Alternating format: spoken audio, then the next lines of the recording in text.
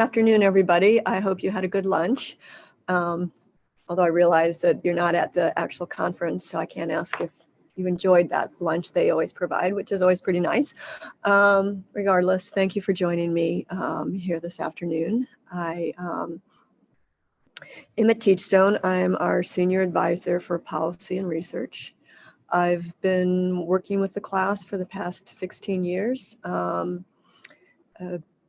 First at the University of Virginia, where we were developing professional development programs based on class. And then when Teachstone opened, I came over here because my strongest interest is in directly supporting teachers so that they can support kids so that kids have the best outcomes. And I should tell you that my training and background is in early childhood special education. I've taught kids ranging from kids with speech and language delays to kids who have multiple and severe disabilities, including cognitive and physical disabilities. That said, the bulk of my work has been with preschoolers with autism. And I wish that we were all in New Orleans. I lived in New Orleans when I was a kid. I love going back to New Orleans, and I was a teacher leader last year and I loved it, and said, wish we could all be together again. But as my mom keeps saying to me, this too shall pass. So one of these, sometime we will all be able to be together again. As Sharon said, she's going to be monitoring the chat box. There are some specific places where I'm going to ask you to respond to questions, but any questions at any time are welcome. Okay, so I've just introduced myself to you already, but if you don't know me, that's what I look like. The objectives I have for today is to first talk about why the types of interactions that are described in the class manual are important for kids with special needs.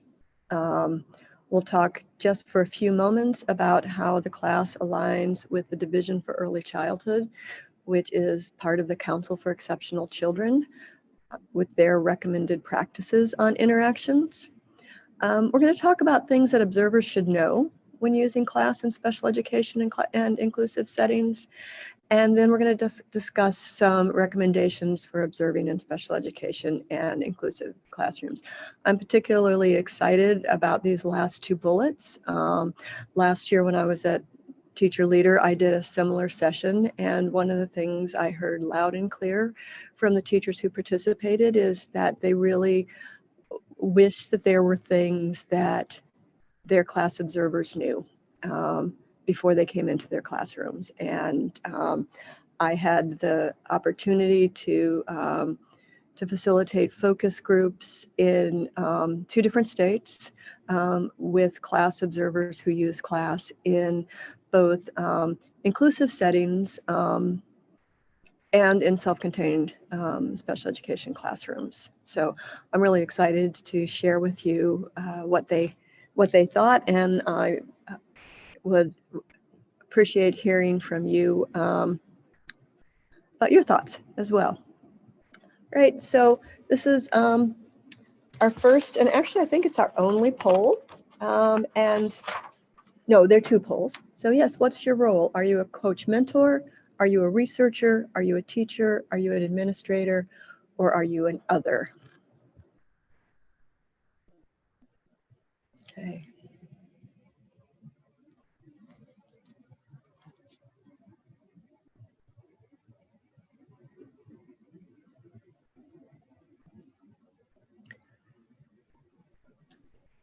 We have a couple people commenting in the chat box because they probably can't do the poll. Okay. We have 4 teachers who comment, 5 teachers. Okay. All right, thank you.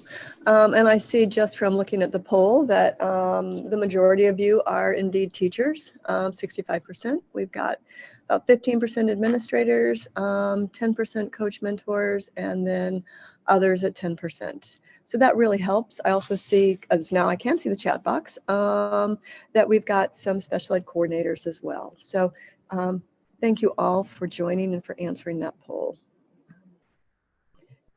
Second poll, how much knowledge do you have about class? A little, some, or a lot?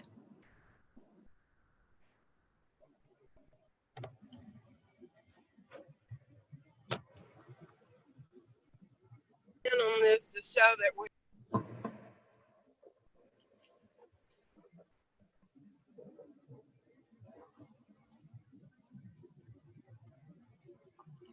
Okay, so the comments in the chat are ranging. Okay. A couple said some and most said a little. Okay. And now we have like 3 that said a lot. Okay. And I'm looking, I know we have a few more seconds to go before this poll is basically over. And it looks like 39% of you say you have a lot of knowledge, which is great because I know that you'll have a lot to contribute to this session. We've got 28%, so a little over a quarter of you who have some, and 33%, so with a little. So a nice mix. And once again, thank you for sharing that information. Context is always really helpful for me. Okay. And so now I'm going to ask you to share your ideas in the chat box. And I want to do first, the first bullet, what are your experience with class in inclusive or special? I'm sorry, I can talk. What are your experiences with class in inclusive or self-contained classrooms? So if you could answer that question first, and then we'll get to the second question later. And regardless of whether or not you've been observed, you are an observer, you are an administrator or a coach who's supporting teachers, you know, what have your experiences been with class?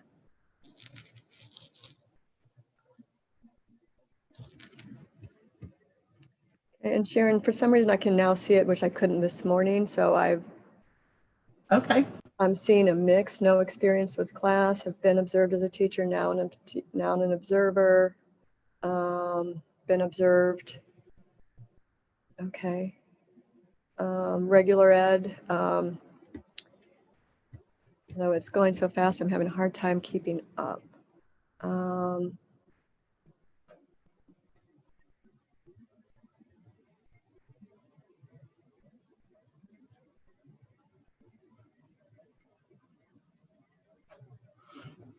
Okay, so again, we have a nice mix of people who've been observed, people who have not been observed, people who have done some observations but not a lot, working with kids who aren't labeled yet, lots of observing. Oh, hi, Betty Wallace.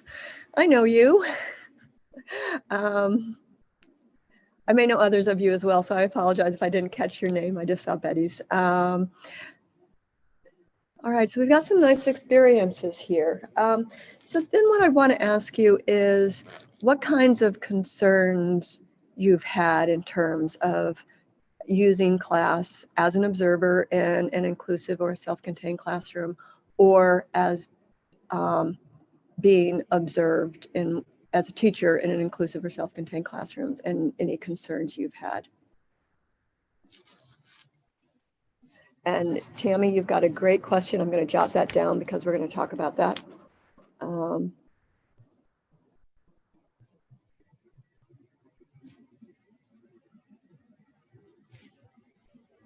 Getting dinged for things not in your control.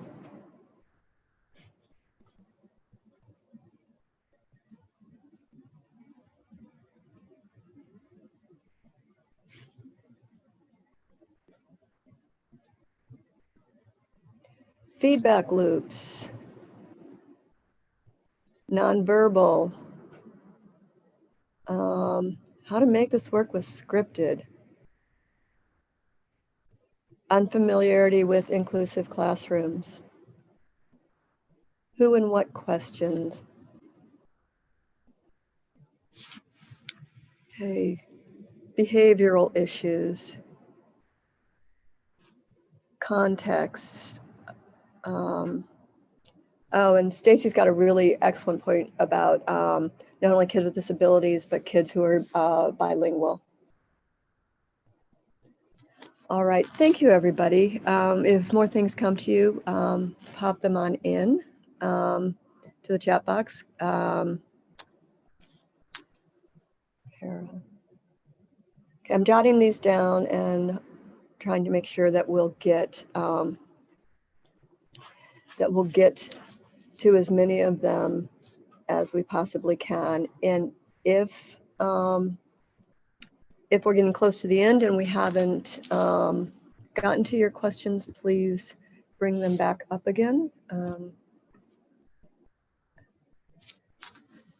Okay. Thank you so much.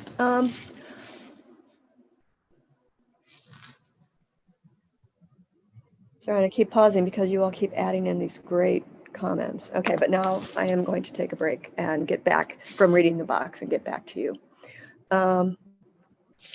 Okay, so first, not surprising because I'm talking about class, we're going to talk about the importance of relationships.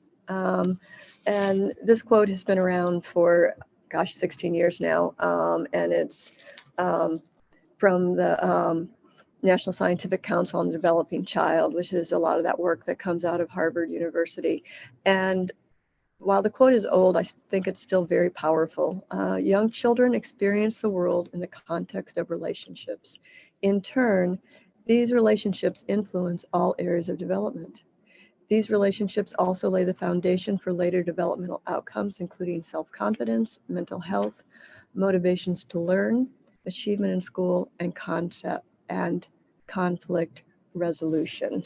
And I know you all know this, and the reason I bring it up right now is that relationships are important for every child, and regardless of their developmental status, every child needs to have these good relationships with their families and their teachers and their providers.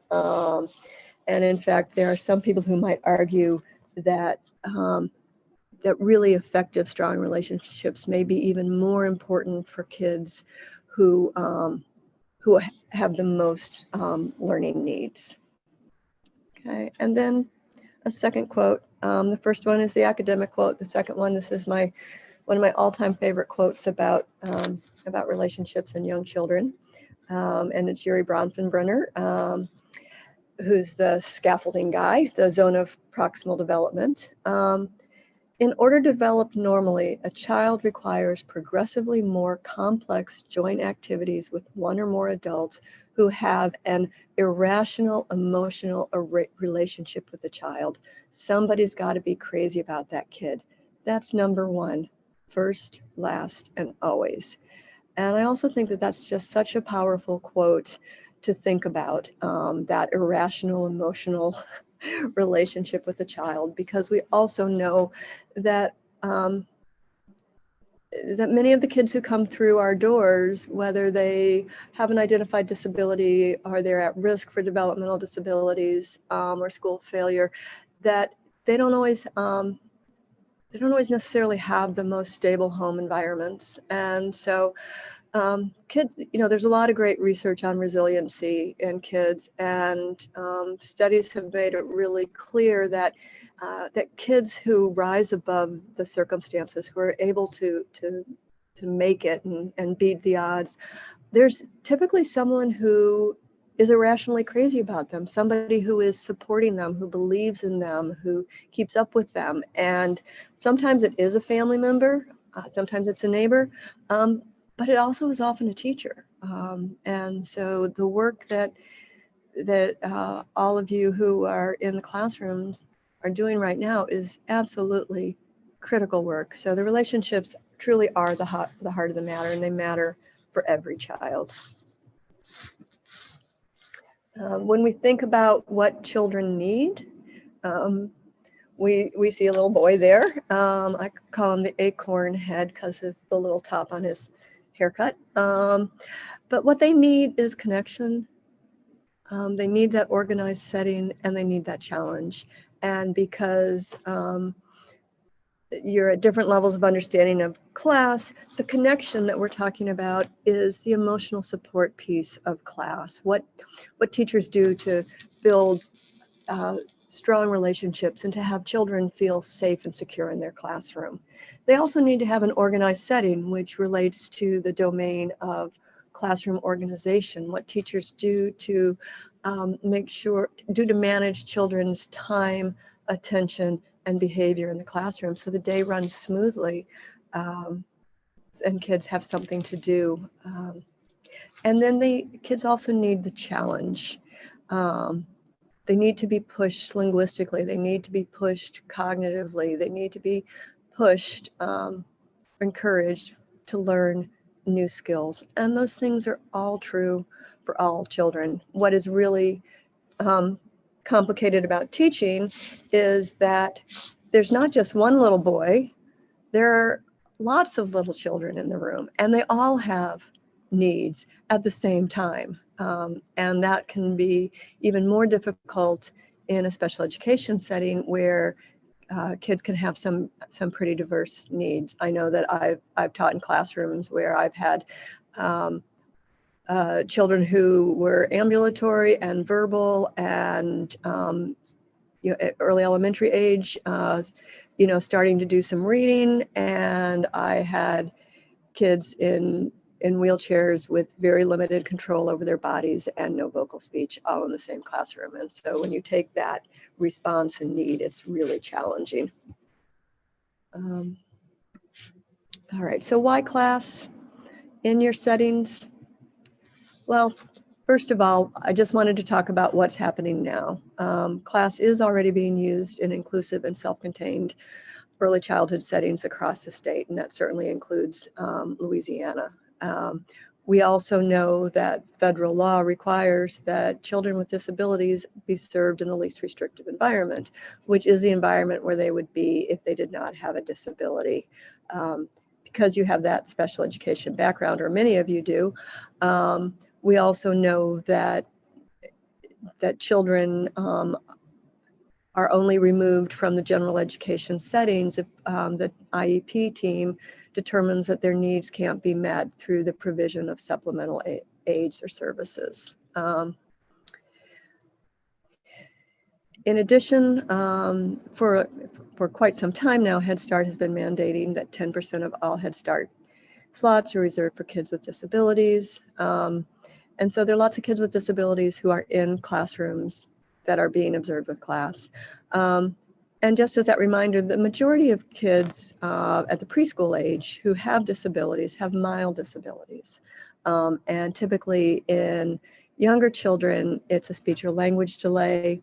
As kids get a little bit older and moving into second and third grade, then typically what we see is a specific learning disability, also considered to be on the milder end of disabilities. It doesn't mean it's any easier, but it is considered to be milder.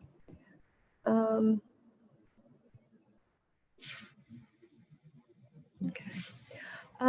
And so to kind of start to wrap this little section up, kids who receive special education services are more like their typical developing peers, and they're different from them.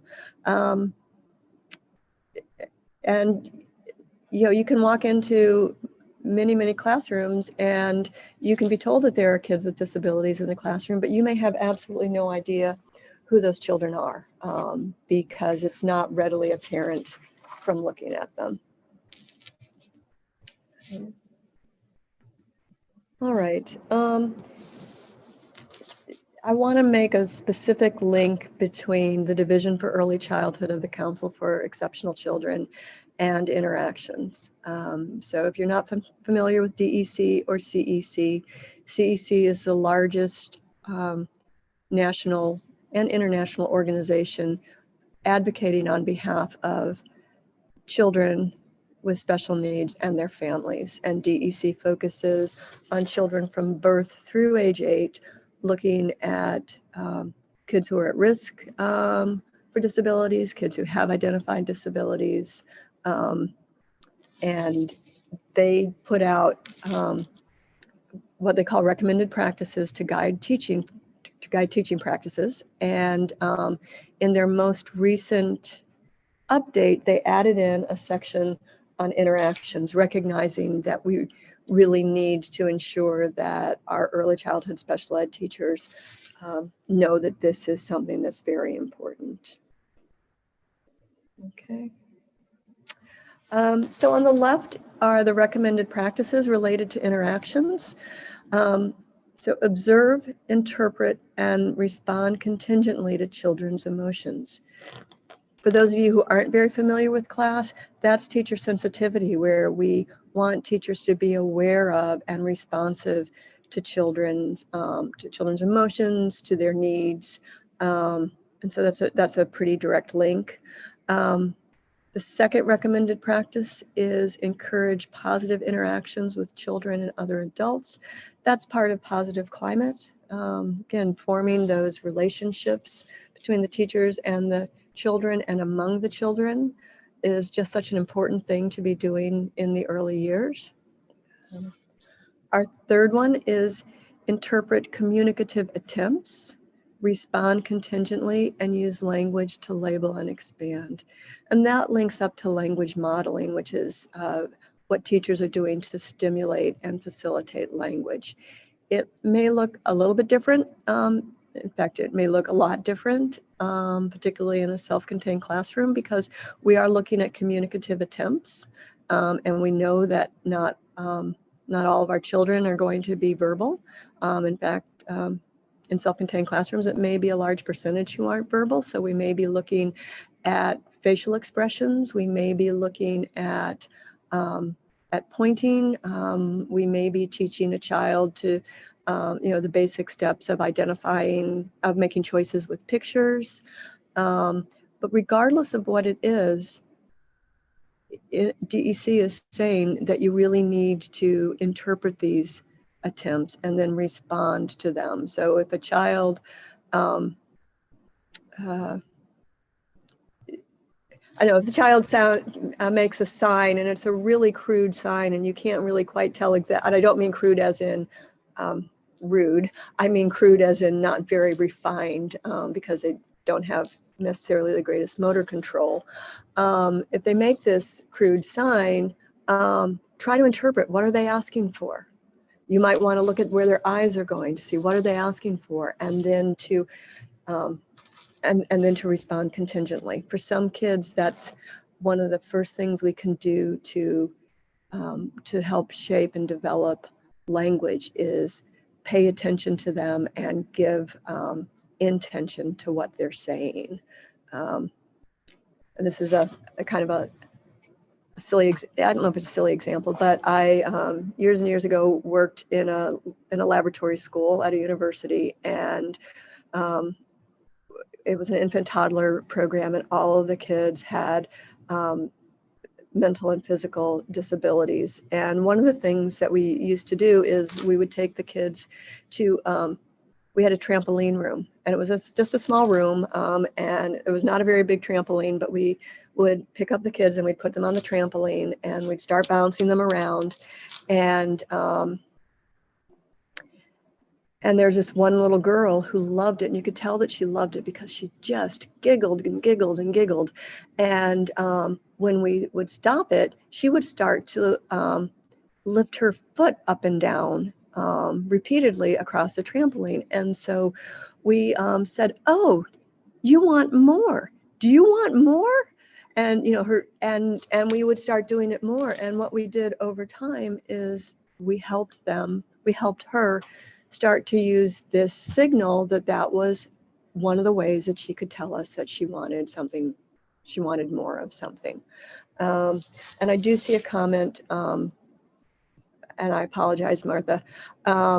CLASS stands for the Classroom Assessment Scoring System. It is a tool that looks at the quality of teacher-child interactions across 3 domains: emotional support, those positive supportive environments, classroom organization. Again, is time well managed? Do kids have something to do? Are teachers consistent? And then instructional support of promoting language and cognition. And it's being used all across Louisiana and other states as well. And the other thing I would tell you is that it has at this point, oh gosh, I've lost count now. I think it's about 3,000 published studies, maybe 2,800, that show that when children are in classrooms that have more effective teaching as measured by class, have better social and academic outcomes. And there also is an infant version of class, a toddler version of class, a preschool version of class, and also for older ages. All of them have that same basic structure in terms of what kids need, but they look different based on what's developmentally appropriate for the children at their age level.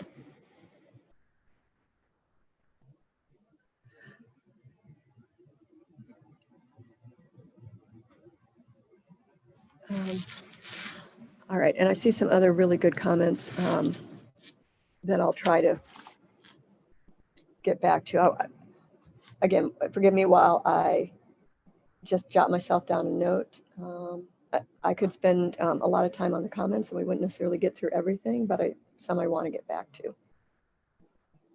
All right, and so the fourth recommended practice is to interpret and respond contingently to children's exploration, play, and social interactions. And contingently, if it's not a term you use a lot, simply means that the teacher's response fits whatever the child says. So if a child comes in the door first thing in the morning and says, I went fishing with grandma over the weekend, the teacher would say, you went fishing? Tell me about it. That's a contingent response. She's building on response. She's building on what the child is interested in. A non-contingent response would be, go put your backpack in a cubby and find a place to play. That would be non-contingent. And so this links up to teacher sensitivity. It links up to instructional learning format and instructional learning formats, which is what teachers do to draw kids into the instruction, and language modeling, which I've mentioned before. There's a question, is class only for teachers or can other providers use it? I'm a teacher of blind children. The answer is yes. I'm sorry, yes, other teachers can use it. And I know that it is being used in the Louisiana School for the Deaf, or it certainly was last year. So I haven't heard that has changed. I'm not familiar with it being used in a school for blind children, but the same things about building relationships would work. It's just that some things may manifest themselves or play out a little bit differently. And then we've got finally promote problem solving by observing, interpreting, and scaffolding. And again, interpreting is teacher sensitivity, concept development, pushing that higher order thinking. And quality of feedback is feedback that teachers give kids that moves beyond rote feedback, like yes, good, you're exactly right, but saying yes and explaining why they are right. Or if they're not right, giving them a hint or support to help them understand how to do it. All right.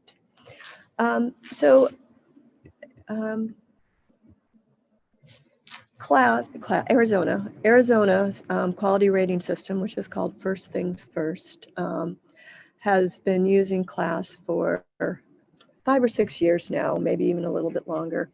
And they do observe in classrooms that they consider to be self-contained. And what this slide shows you is the average scores for emotional support, classroom organization, and instructional support.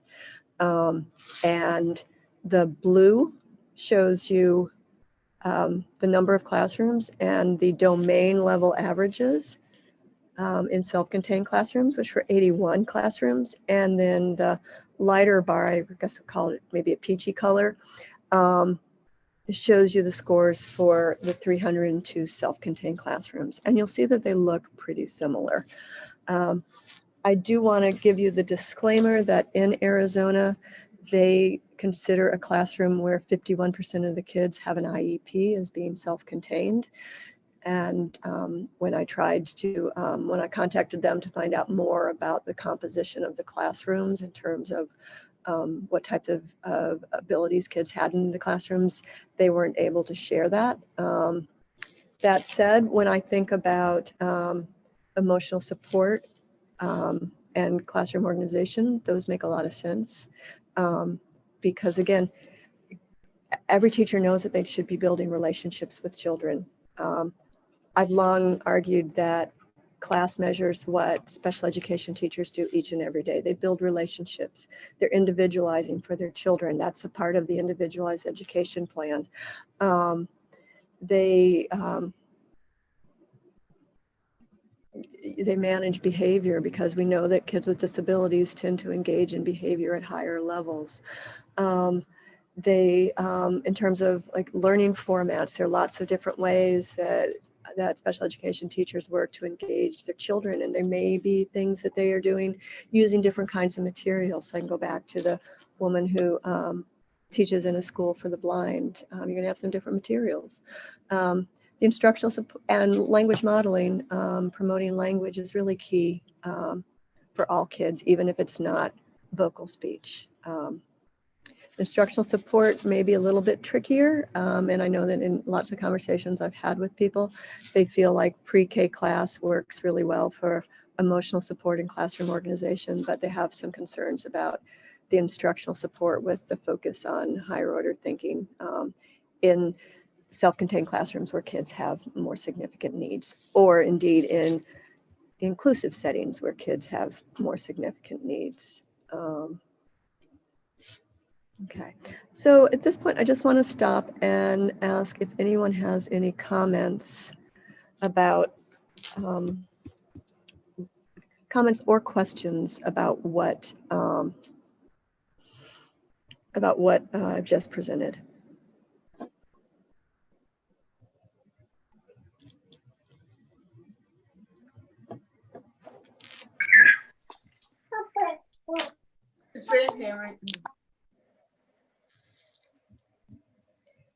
Okay. So I'll wait to see if people pop in with questions, but I also did want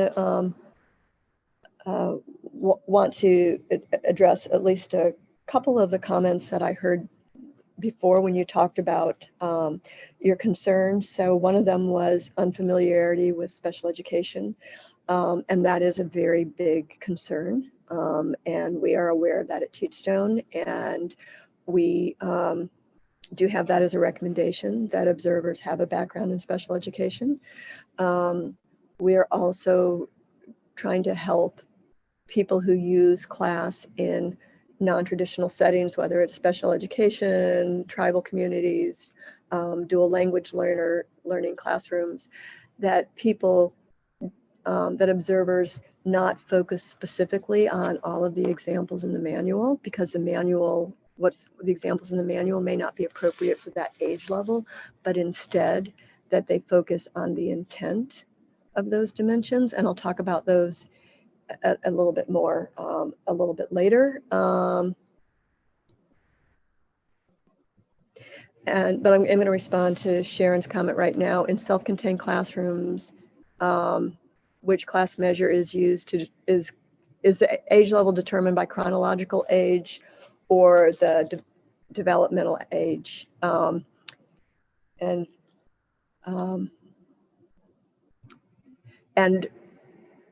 until fairly recently, our recommendation was that it was the developmental age of the children, because we know that there are a wide range of skill sets within any classroom, and that two kids with the same label can present very, very differently. But we are moving towards thinking that in classrooms where pre-K classrooms where kids have, where their developmental level is not pre-K, or where the majority don't have, the developmental level isn't pre-K. We are moving towards thinking about using toddler, and we have communicated that with LDOE. And thank you to Marilyn for the typo, because I always have typos. And I do apologize for that.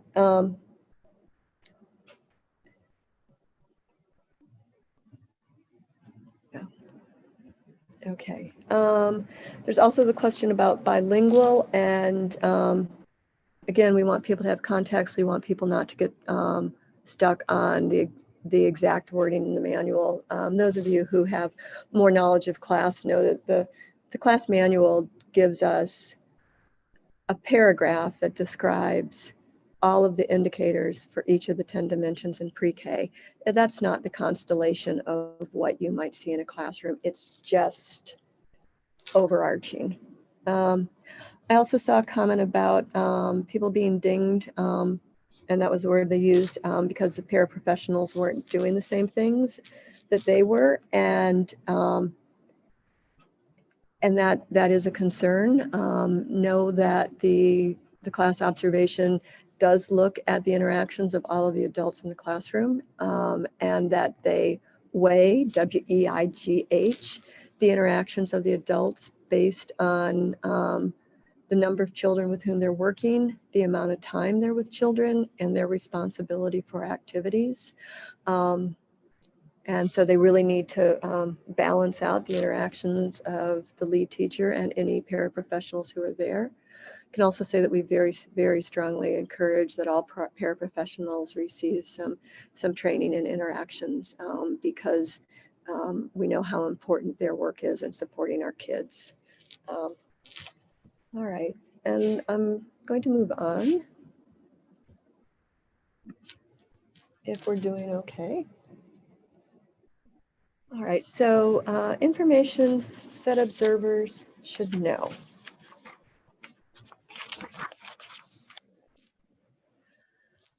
Okay, so as I mentioned in the beginning, I've just finished with a couple of other colleagues running some focus groups in 2 different states. And in those states, they're using class and self-contained classrooms, also in inclusive classrooms. And in some of these cases, the inclusive classrooms are serving kids with pretty significant needs.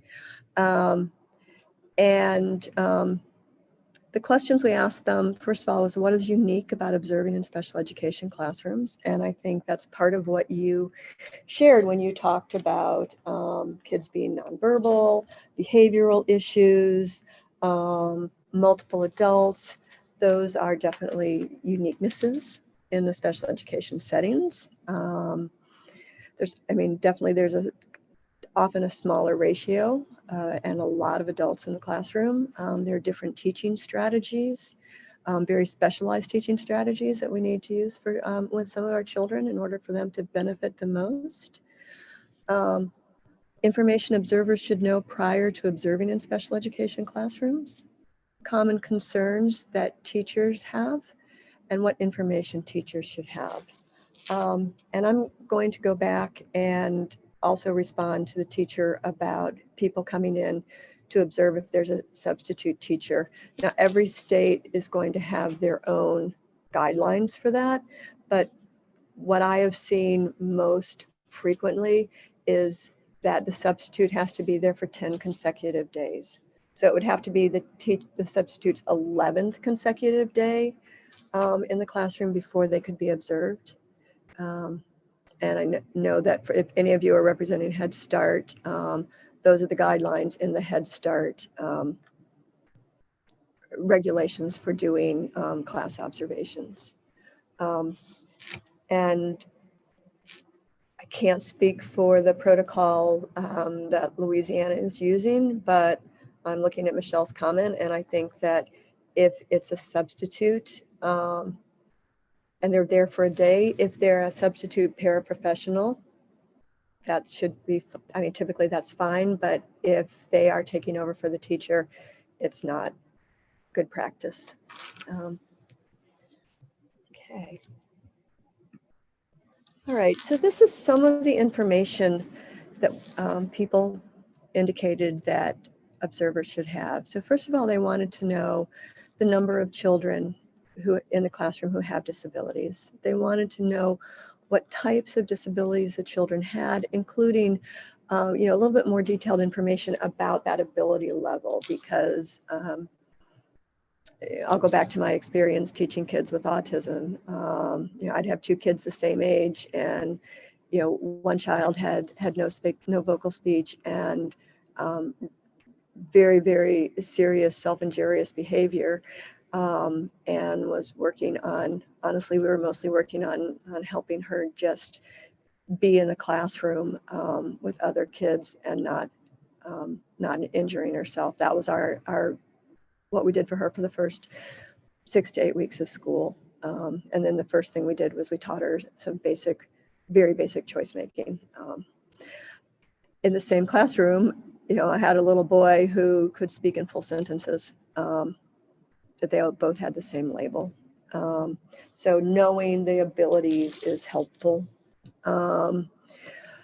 What children are learning, because it can look the same and it can look really different. You're welcome, Michelle. Than a typical preschool classroom. Developmental ages of the children to provide that context for the type of interactions they see. So that goes back to a comment that several of you had made about being frustrated teaching children whose developmental ages was well below pre-K, yet being observed with the pre-K tool. So we, as I said before, we're moving to suggesting toddler. Toddler can pick up some of the nice basic things from the infant class, like building relational climate, and cue detection, which is in the infant, but gets picked up in the toddler. But then it also has some of the aspects of the pre-K, but at kind of a lower level. So facilitation of learning and development. So how teachers are involving kids to help them get the most out of the things they're doing and the toys they are playing with. But if it happens to be a class where they're using pre-K and the kids' developmental ages are lower than pre-K, it's really paramount that observers have a good understanding of child development, so that they can understand that I'm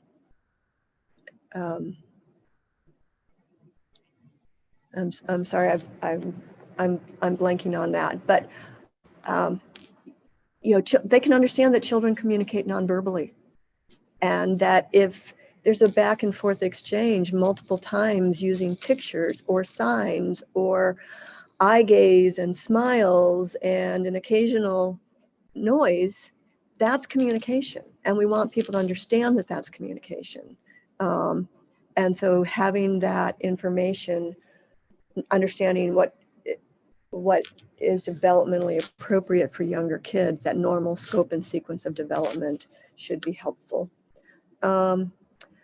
And so then that goes into the methods of communication that are in use. And one of the things we particularly are recommending is that if there are any augmentative or alternative communication devices, that observers find out what those are and make an effort to learn a little bit about how they work. And then finally, whether any children have behavior intervention plans. And we know that some of our kids probably will. And I know that in your earlier comments about your experience was, having those concerns about children's behavior. I saw it multiple times. And one thing I would say is that, and this is hard because I've taught kids with really extreme behaviors, and had people come in to observe and thought, oh my gosh, if this little girl goes off, I'm sunk. And this wasn't class. This was just, just normal observations. But a big piece of class is going to look at how the teacher responds to that behavior. Does the teacher get angry? Does the teacher get really reactive and start yelling at the child? Or does the teacher work to de-escalate the situation? The class will also look at whether or not that behavioral episode takes the teacher away from the other children, and if so, is there a para in there picking up and doing things with the children so the children still have something to do. So having a child have a meltdown, the technical term for it, while a class observer is in there, shouldn't be, doesn't have to be a disaster. It really doesn't. Because part of it is really how is the teacher responding. And the other thing, because I know some of you don't have as much knowledge of class. The class measures the average experience of the average child in the classroom. So if you've got 10 kids in the classroom and one child has a meltdown and you're able to take care of it fairly quickly, the observer is going to note it because the observer writes down what happens. But when they're weighing their evidence at the end of the observation cycle, it may not count at all. And then Colleen, did I hear class could use toddler version in our self-contained classrooms? That's what we're moving towards saying. And we, as I said, we've communicated that with Louisiana DOE. I can check, can't do it right now, but I can check and see where they are with that. So let me write myself that note as well. I'll also tell you that the work that we're doing with the focus groups will result in documentation that we're providing for the state of California. And in that documentation, we are suggesting that we're not saying you must use toddler, but we are saying you should think about using toddler. And the more I've talked to people, the more convinced I am that that's the way to go. But that is me, Sarah Haddon, who works at Teachstone, saying that as opposed to saying this is Teachstone's policy. Laura, your question is really good. Can a class observation be stopped when behaviors become dangerous and students must be removed? Yes, absolutely. You're mandated reporters. You need to do what's best. So absolutely. Okay, any questions about the general or comments about the general information that I've just gone through?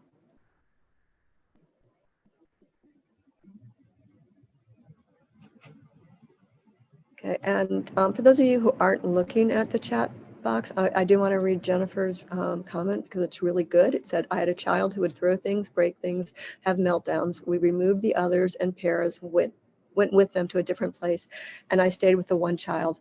My score was not lower because of this situation. I still taught and I still used language, and my guess is, Jennifer, that you were able to de-escalate and help resolve that behavior. And that's a really good example, so thank you for sharing. Okay, I'm not seeing any comments about the general information, so I'll move on. As we thought when we synthesized our information from the focus groups, we talked about things to know before, things to do when you get into the classroom, things to think about while you're in the classroom, and then things to think about when you are coding. So before you begin, the first thing you want to do is find out the names and roles of all the adults in the classroom, because this will help an observer weigh the interactions of the different adults. There are some classrooms where there are a lot of one-on-one aides, and so being able to have that information would be helpful. Pre-conferences are not required, Melissa. That's my understanding. So that's a question, are pre-conferences required? But what we're suggesting is that the observers call the teacher and talk to them or send an email to them to get this kind of information, because it's the kind of information that's going to equip the teacher, the observer, to be more accurate in their observations, because they're going to have context to understand. And then our second thing to do before you begin, and once again, these came from our focus groups. I also reached out to a lot of different teachers I knew to in special ed to get some of their thoughts, and spending a few moments watching the classroom. People also thought would be really helpful, because not only would it give you a general sense of the classroom, and you could get to see that, oh, there are kids who are using a play and talk augmentative communication device. There are kids who are pulling pictures off a strip and giving them to the teacher to say, I want to play in this area. There are kids who are signing. That's really helpful. But we also know, particularly if there are kids on the autism spectrum, that that they don't do that well with the change in routines. And so to have a new person in can be really tough. And so spending a few minutes is worth the time, so that to ensure that what you're seeing is a typical day. If you walk into the classroom and you've got some kids who don't do well with change, and you start right away, that's not necessarily a typical day. But it's possible that if you wait for 5 or 6 minutes, the children will get used to the observer's presence. Okay. All right. And so then things to look for. And I've mentioned this before, but I want to do it again. Nonverbal communication, and not just from the child, but also from the teacher. I years ago worked with this very dynamite teacher. It was a privilege to be able to work with her, and she taught in a combined early childhood special ed and Head Start classroom.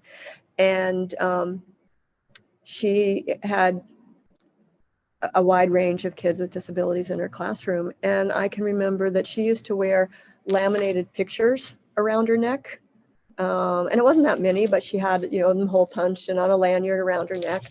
And she could be leading a circle with 25 kids, and a child starts to do something they're not supposed to be doing. And she would quickly look at the child, she'd pull the picture, she'd point at the picture, make sure the child saw it, and then she'd move on. That was nonverbal communication. That would also work with any child.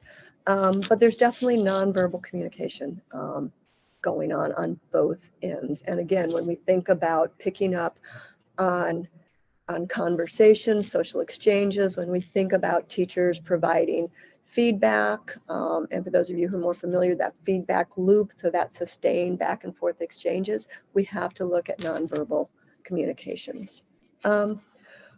We also need to look at how children respond to the adults' interactions, because that's going to tell us a lot about how appropriate that interaction was. If we can see a child who's getting really agitated, which is probably that child's way of saying, I'm not happy with this, and I don't have the vocal speech to tell you I'm not happy with this, but this, there's something not right going on with me. And the teacher notices that, and then works with that child to identify and solve that problem.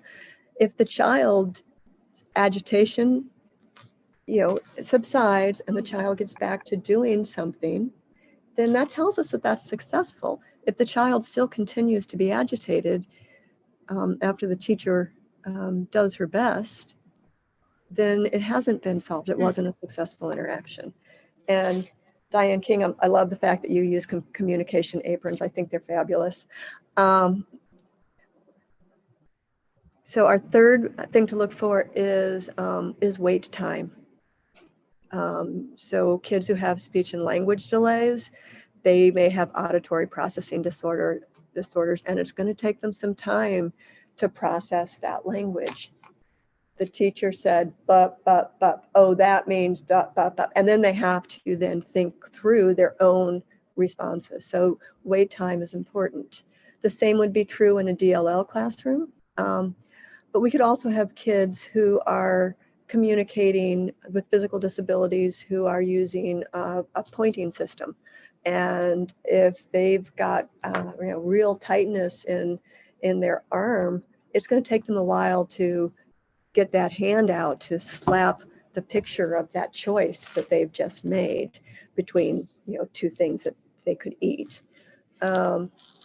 I think I've done a lot on this fourth bullet about the back and forth exchanges.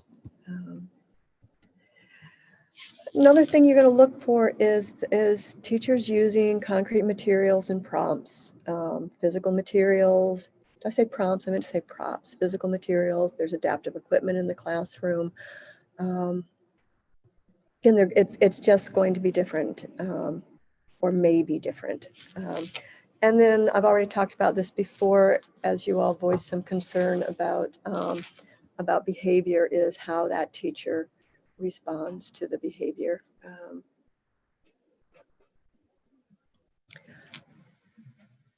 I mean, years ago, again, it's been a long time since I've been in the classroom, so all my direct teaching experiences are years ago, but I still get in classrooms quite regularly. But I had a little girl who was a biter, and that's not a good thing, as you all know. And we were trying to figure out what was setting her off, and so we started to do. If you're familiar with that ABC chart, the antecedent, the behavior, and the consequence. So kind of looking to see what might trigger the behavior, and then, what happens afterwards that might be reinforcing the behavior. Well, as we did that ABC chart, we realized that there was this specific look that she got on her face. And when she got that look, she would move in from that look into the bite. And so once we realized that, we just redirected her each and every time that we saw it, so that people weren't being bitten. And then we also would, praise her when she was not biting and when she was communicating more appropriately. Okay, so during coding, and I've mentioned this as well. So consider that typical child development. And for those of you who aren't familiar with the class, there are 3 broad domains. There are 10 dimensions: positive climate, teacher sensitivity; negative climate, regard for student perspectives; behavior management, productivity, instructional learning formats; concept development, quality of feedback, and language modeling. And I am focusing specifically on pre-K right now in that description. But each of those dimensions is then further identified by indicators, which are further identified by behavioral markers.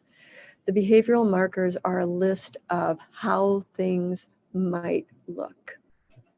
They are not a checklist, they are not prescriptive. And part of our strong push when observers are going into settings that serve different populations is that they not get stuck on those behavioral markers, because that's not what the markers are meant to do. The markers are meant to illustrate. And so this example that is on the slide comes from concept development, from the dimension of concept development, and the indicator is analysis and reasoning. The observer might not see analysis and reasoning. They may not ask a child, what do you think is going to happen next in this story, or what they're going to, or brainstorm how they're going to stay healthy. But there are other things in analysis and reasoning in that indicator that they might see. Instructional support, concept development, and quality feedback in particular are the areas that all of our focus group participants said were most difficult. And so we really needed to think about how else it could look. And so these examples down here are examples that you might see with kids who are functioning at a lower level. So sorting or classifying using basic categories. So they may not be, again, having long discussions about the similarities or difference, but the child may be able to sort the red squares and the blue squares into different piles. That's starting classification. That's just starting classification. And that's basic. but it's important. Problem solving how to open a jar of paint. There's a child and she wants to paint and she can't get the lid open, and so she goes over to the teacher and the teacher tries and says, oh, it's stuck, what can we do? That can be an exchange that's starting to think about, that's starting to turn wheels in the kid's brain. And then, this happens all the time. The area they want to play in is full. Okay, where else can we go? Well, the child may not be able to say, oh, I'm really frustrated that I can't play in the art area. And I think I want to do this instead. But the teacher could pull out the planning sheet and say, okay, this one is full, but here are some others that you can go to. Where do you want to go? It's starting to help kids think about alternatives. And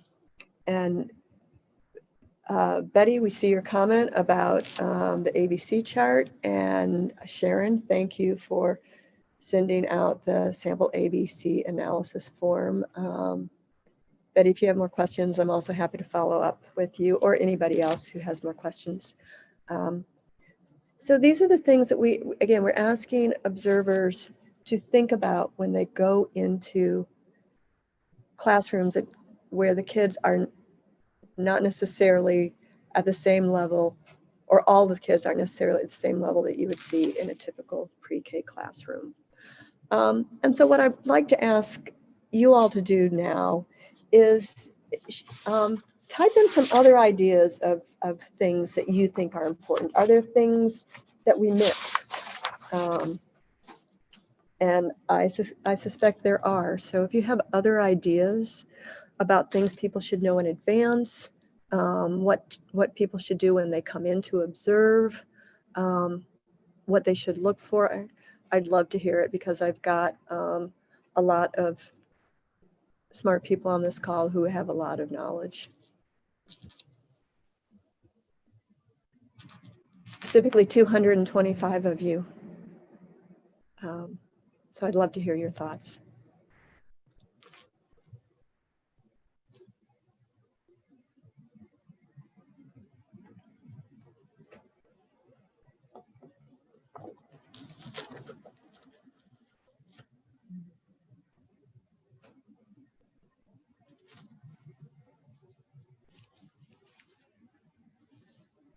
Oh, Laura, thank you. Discipline strategies, absolutely. Yes, to GL Walker, I'm so glad you started talking about confidentiality. So when we're asking about kids, we're asking, when we're touching base with the teacher in advance, we are touching base to get global information for us to know anything specific in an inclusive setting, for us to know that any particular child has a disability is a breach of confidentiality. When we're going into a self-contained classroom where we know that all the kids have disability, it's still a breach of confidentiality for them to give us very specific information about kids. So we have to be very cautious about that. And one thing that a lot of observers have told me is that often teachers will try to tell them something and make excuses for what's going on. They may even say, well, I know this isn't, what class wants, but this is what I have to do. And Sharon, thank you for your comment about being calm and check yourself. Absolutely.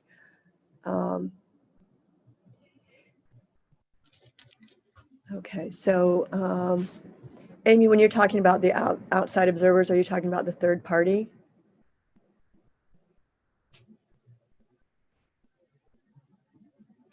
Yes, okay, yeah. Yeah, I'll debrief. When I debrief with LDOE, because I have some other things to talk to them about, I'll also bring that up. And yes, Danielle and Hebert, both. So behavior triggers would be great. Absolutely. I mean, there's some kids that we just know that I used to have a little guy, and if the fire alarm went off, he went ballistic. And that's the only word I can use. He went absolutely ballistic when it went off. And so that would be a good thing to know. The information in the tool 1H level below is also great. Paula has a sign on her door that students are noise sensitive. I like that. Now, this isn't about what I like. I'm just really, it's fun to see your responses.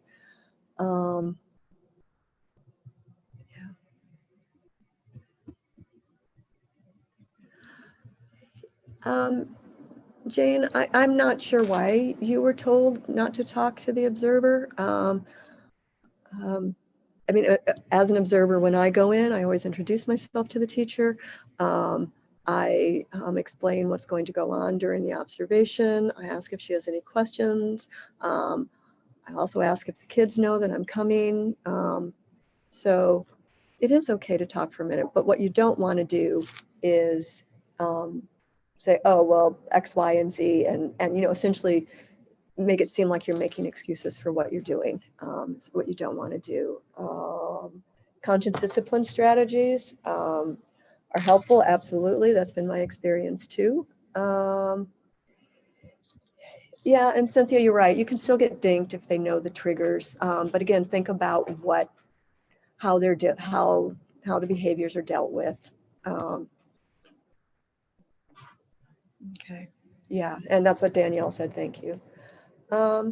Should you tell your students that an observer is coming? A lot of people will.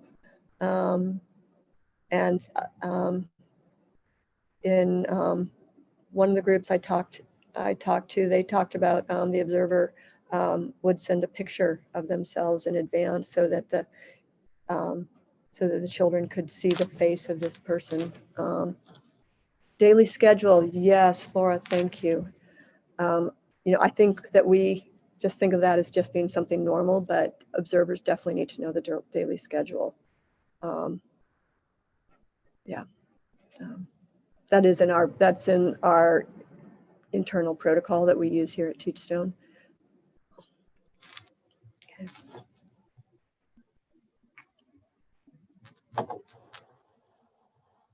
And that's a good idea. Schedule posted outside the door. All right, thank you everybody for your ideas. This is helpful, and I've jotted down some of them because they are really helpful. Okay. Oh, I do have to I do have to respond to an observation during nap.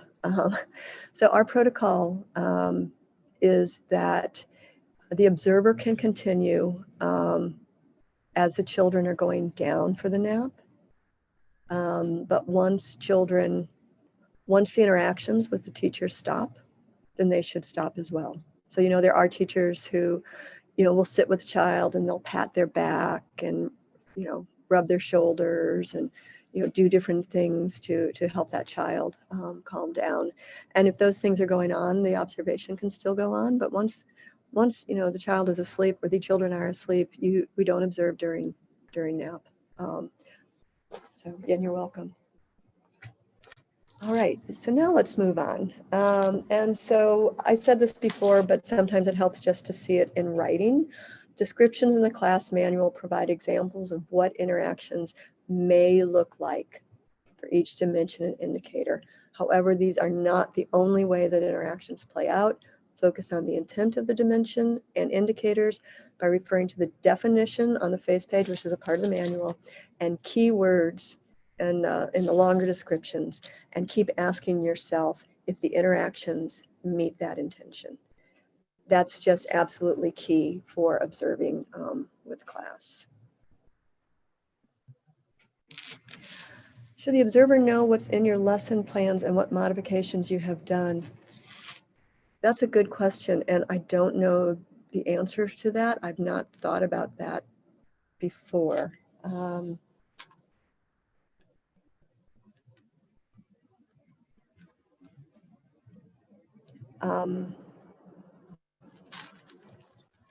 going to ask around that, and Ms. or Mrs. or Mr. Johnson, my email's at the end of this, so if you'd follow up with me, I'll let you know what I've learned. These are some quotes that came from some of our focus group participants. You look at what the class tool says. That might not match up with these little subtle things that kids are doing to communicate. the kid glanced up and looked or pointed at something, observers need to see through those lenses. This one came up a lot, the second one. The teachers want people to come in and look at their classrooms and know exactly what they are doing and what is appropriate for that setting. People said that when they go in to do observations, that many times teachers would say, you do know this is an inclusive classroom, or you do know this is a special education classroom, right? And then the third one goes along the same line. It's important that observers have an understanding of the population and their abilities, recognize that for that child, that interaction does promote cognition. And I was also just thinking about, I just remember one of the teachers I spoke with told me, and she teaches, it's preschool, but all of her kids are medically fragile and have significant developmental delays. And so some of them are working on things like holding their heads up, trunk control. Some of them are working on just a basic yes/no response. And she said that she shouldn't have to feel obliged to ask open-ended questions, which is part of language modeling, or ask analysis and reasoning questions simply because they're in the class manual. And I think that was really good insight, because all of us who are teaching children, or all of you, because I'm not teaching children anymore, all of you who are teaching children are, you're trying to make the most you have out of every moment, and wasting your time on interactions because that's what the class manual says is not a good use of your time or your children's time. Yeah. Okay. Any other thoughts before I move on to recommendations?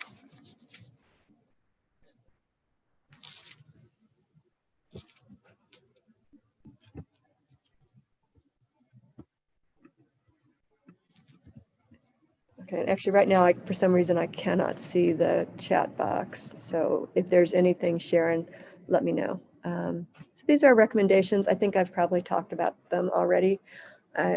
So we want observers to have that background in special education. We know that that's not always possible. And so we are working on supplemental supports and most likely some training materials in order to ensure that folks have a better understanding of what it is that they are looking at. We do want observers to use the tool as written. We can't say, I'm not going to code that because that's just not appropriate. Like, I'm not going to look at back and forth exchanges because the kids in this classroom don't have verbal communication well, but they can exchange pictures and signs and things like that. And here's the one that we've already mentioned: consider using toddler class if a lot of kids aren't at the pre-K level. And then I've also mentioned this, whenever you can, just spend some time in the classroom before you start your observations. And I know for any of you who are observers, that can be hard because you're fighting the clock to get in all those cycles. And I know that in the very beginning, several of you mentioned how long those class observations are, and I do know they're long. Nonetheless, if you're an observer and you can take some time, you're probably going to have more accurate information, which is important because ultimately what we want is for the information from the class observation to be able to be relayed to the teachers in either through an administrator or a coach in ways that help them improve their practice. And I know that some of you also had comments in the beginning about how information was communicated to you as well. Okay, so I want to give you some examples if children are nonverbal. The other thing I will tell you is that I think 4 years ago now, we did put out a paper on recommendations for using class in inclusive settings, birth through age 8. It's available on the Teachstone website. I can also see if I can make it available to you through the Sketch app, because I think it will be helpful, or it could be helpful for you. But I would say that one caveat is that we are moving beyond that recommendation of saying use the developmental age, no matter what. And in truth, that really was developed thinking about a more typical inclusive classroom and not self-contained. Okay, so children are nonverbal. I've got some examples, and this is emotional support. So during center time, the teacher notices Sammy, who's on the autism spectrum, is getting agitated. So she's aware of this. She's noticing him. That's part of teacher sensitivity. She bends down close to him and says, "You seem upset. What's going on?"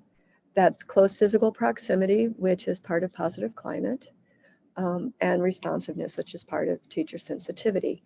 Sammy points to a group of children who are building with blocks. The teacher says, "Oh, you want to play with blocks too." Sammy nods his head. The teacher tells him to go get his Go Talk so he can ask his friends if he can play. Giving him responsibility to go get his communication device is giving him some leadership roles, which falls under regard for student perspectives. After Sammy asks to play, the teacher says, "Super job," which is positive communication, and Sammy smiles and then joins the other children in play, which is showing that he's comfortable with the other kids, which is a part of teacher sensitivity. And so that's one example. Our next example is classroom organization. Many of the children in Ms. B's classroom have IEPs. To ensure that each day runs smoothly, she has interest areas set up for the children when they arrive, which is part of teacher preparation under productivity. As each child comes into the room, she reminds them to put their things away and select an area, which is clear behavioral expectations in behavior management. When it's time to transition to morning circle, Ms. B sings a special song. The children stop their activity and quickly move to the rug. So this is routines. They understand that routine, that the song means stop and go to the rug, and it's part of a quick transition, which is part of productivity, how teachers manage children's time and make sure they have things to do. And then children do finger plays and movement activities during circle, which is a variety of modalities and materials under instructional learning formats. So just again, another example. And then finally, this one is instructional support. Andrea is at the water table pouring water from a 1-cup container to other containers or different sizes. The teacher uses parallel talk saying, "I see you are pouring water." So that's part of exposing children to language and language modeling. She then asks, "Which container do you think will hold more water?" And that's analysis and reasoning and concept development. Andrea points to the smaller container and the teacher says, "Let's see what happens." Andrea pours the water into the container and it overflows. The teacher says, "There was too much water. It overflowed."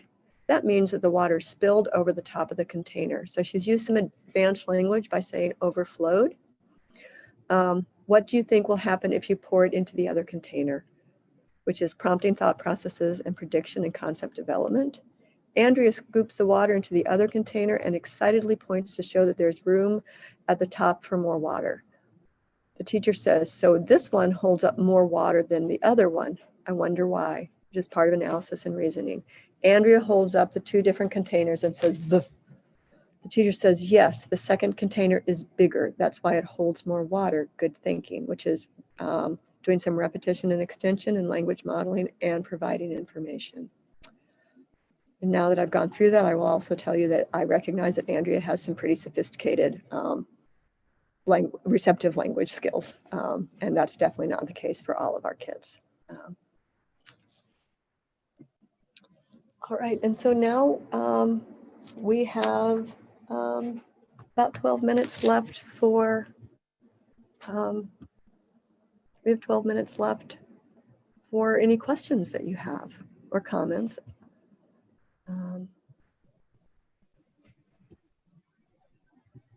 And now I can see that. Sarah, this is Meredith from LDOE again. Hi, Meredith. Good. Hey, I wanted to give a reminder to everybody, if you are a child care staff member and need CLU hours, please go ahead and put your email and name in the chat. That would be very helpful for me. Okay, thank you. Anna says, we appreciate it if observers are already trained in SPED. If we are observed with a lot of criteria within our different classes, we prefer the observer to be trained, having the experience and have the knowledge base to do so. Absolutely.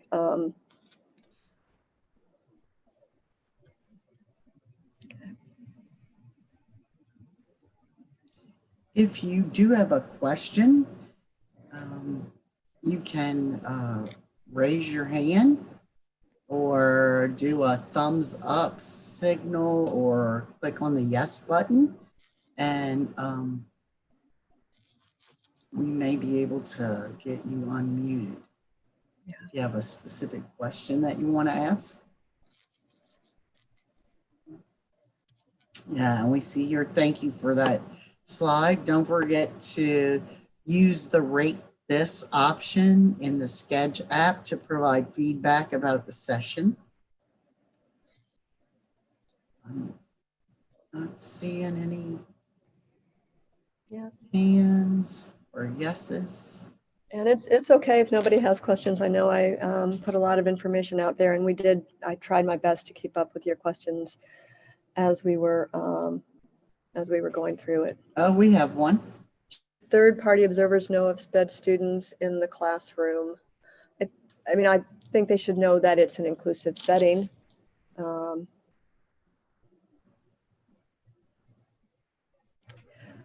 Specific way to contact me. Yes, actually, I will put my email in here. Yes.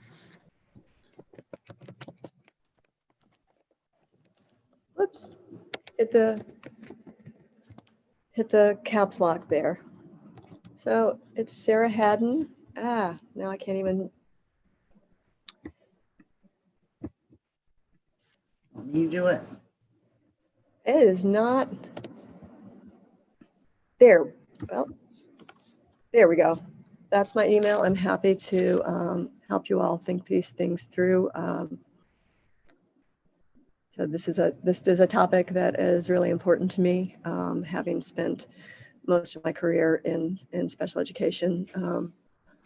Part of why I went to work with class was it was on the original My Teaching Partner project. If any of you are familiar with that coaching program, is that I was pretty convinced that if we did that program really well, that we could support teachers to support kids in ways that might prevent some of those what I call the inappropriate referrals, because we know there are kids who they come to school behind the 8 ball and they can't catch up and they end up in special education, and they don't need to be in special education.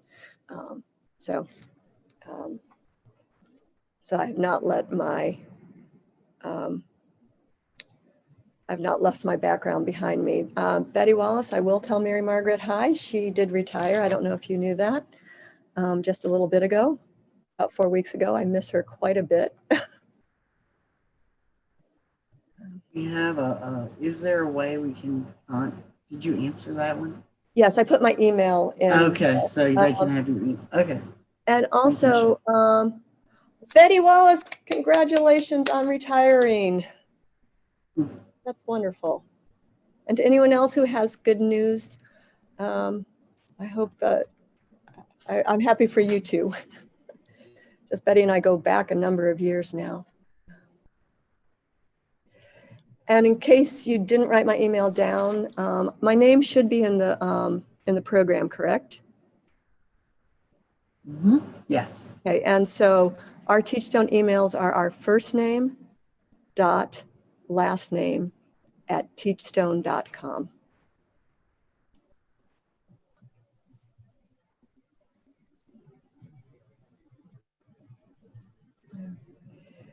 You're welcome, and I wish that there weren't those, I know there are disconnects and there are issues, and we're really thinking things through and trying to do our best to support folks. Okay. Thank you for putting that out again. Absolutely. No worries. And we're getting a lot of thank yous. Well, thank you all for being here today. And oh, Suzanne, I know you too. Nice to see your name. Anyway, I'm glad you all were here. I hope that you and your families have stayed healthy during COVID-19. I know that the state of Louisiana was particularly hard hit by the pandemic. And I know that, the tourism industry has really suffered as well. And I wish you